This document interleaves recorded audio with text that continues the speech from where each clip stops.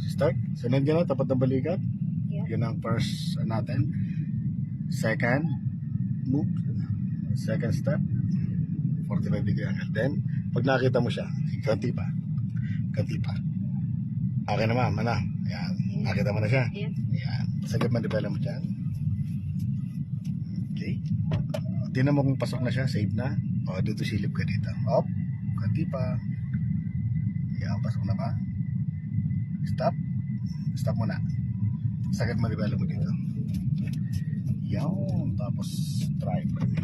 Kasi masigip ka dito. Angat mo lang siya. Sige, angat pa. Sige pa. Kanti pa. Stop. Sagad mo naman ulit siya doon. Ayan na yan, ano. Then, first, tingnan mo siya kung pasok na sa guhit.